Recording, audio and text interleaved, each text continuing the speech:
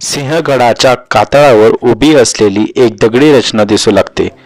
साधी पण राजेशाही, जणू काळाच्या ओघातही अदम्य उभी राहिलेली. ही त्या राजाची समाधी जो मृत्यूच्या छायेतही मराठा साम्राज्याचा दिवा विझू न देणारा योद्धा होता, श्रीमंत छत्रपती राजाराम महाराज. मोगलांची लाखो सैन्य महाराष्ट्रभर धुमाकूळ घालत असताना सुद्धा मराठ्यांच्या उरात नवीन जोश, नवी आशा निर्माण करणारा फक्त एकच पुरुष होता, श्रीमंत छत्रपती राजाराम महाराज. राज्य उद्ध्वस्त करण्याचा शत्रूंचा डाव असतानाही त्यांनी मावळ्यांच्या मनामध्ये आत्मविश्वास पेटत ठेवला.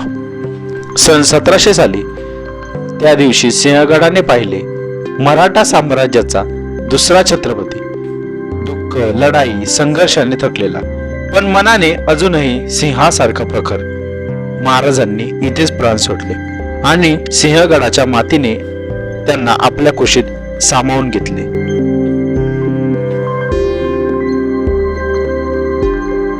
सिंहगडाच्या चारही बाजूने अवाढव्य नैसर्गिक साधन संपत्ती आपल्याला बघायला मिळते. या नैसर्गिक साधन संपत्तीमध्ये आपल्याला रानफुलांची झाडे तसेच अवाढव्य कित्येक वर्ष जुनी आपल्याला वृक्ष बघायला मिळतात.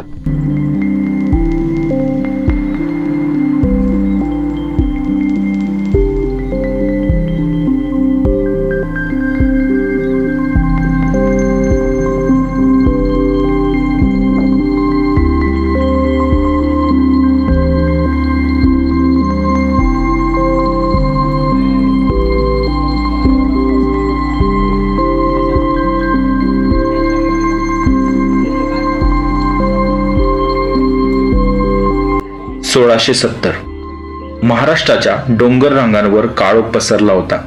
थंड वाऱ्यातही सिंहगडाच्या कड्यांवर एक वेगळी जळजळ निर्माण झाली होती, कारण त्या रात्री ठरणार होता इतिहासाचा निर्णय. छत्रपती शिवाजी महाराजांनी एकच आज्ञा दिली होती, सिंहगड परत हवा. पण मुघलांनी गड संपूर्ण बाजूने काबीज केला होता. दरवाजे बंद, तटबंदी प्रचंड आणि वर उभा होता उदयबान. त्याच्या समोर कोणीही उभं राहत नाही असं तेव्हा सर्वांना वाटत होतं. पण सिंहगडासाठी पुढे आले तानाजी मालुसरे. घरात लग्नाची तयारी, दिवे लावलेले, पण तानाजींचं मन एका वेगळ्याच रणात होतं. आधी लग्न की आधी गड, असा सवाल झाला आणि तानाजींचे शब्द आकाशात घुमले. आधी गड. रात्र अंधार, वारा जोरात आणि मावळे कड्यावर चढतायत, हातात तलवार, हृदयात छत्रपती शिवाजी महाराजांचा शब्द. आणि सुरू झाला मराठ्यांचा हल्ला. किल्ल्यावर पोचतात जमीन हल्ली. तलवारींचा आवाज आकाशात घुमला. तानाजी आणि उदयबान समोरासमोर. ठिणग्यांचा वर्षाव, वारांचा जोर आणि त्या रणात प्रत्येक क्षणी मृत्यू डोळ्यांसमोर. तानाजींची ढाल निघून गेली, पण ते थांबले नाहीत. त्यांनी कमरेच्या शेल्याला ढाल बनवलं आणि उदयबानावर झेप घेतली. वार, प्रतिकार आणि शेवटी उदयबान कोसळला. सिंहगड मराठ्यांच्या हातात आला, पण सिंह हरवला. तानाजी रणभूमीवर पडले. मावळ्यांनी बातमी दिली तेव्हा शिवरायांची नजर पाणावली. गड आला, पण सिंह गेला. त्या दिवसानंतर सिंहगड फक्त दगडांचा किल्ला राहिला नाही, तो झाला तानाजींच्या बलिदानाचा जिवंत पुरावा. आजही जेव्हा आपण या कड्यावर उभे राहतो, तेव्हा वाऱ्याचा कानात एकच आवाज घुमतो, हर हर महादेव, हर हर महादेव. कारण सिंहगडाची लढाई संपली असेल, पण त्या पराक्रमाची गाथा आजही जिवंत आहे.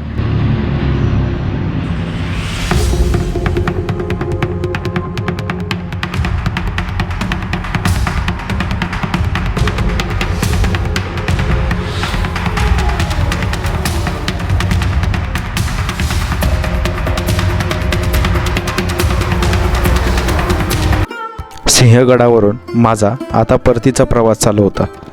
मी जाताना छत्रपती राजाराम महाराजांची समाधी आणि तानाजी मालुसरेंची समाधी बघितली आणि जाताना दर्शन घेऊन निघालो. मी सोबत इतिहास घेऊन चाललो होतो. तर आता आपला परतीचा प्रवास सुरू झालेला आहे. आपण आता सिंहगडवरून निघालो आहोत आणि आता आपल्याला 2 मार्ग आहेत.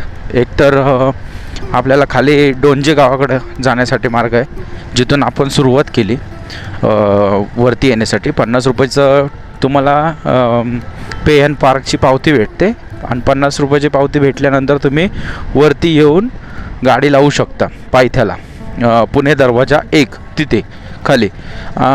आणि दुसरा मार्ग आहे तो कोंढणपूर.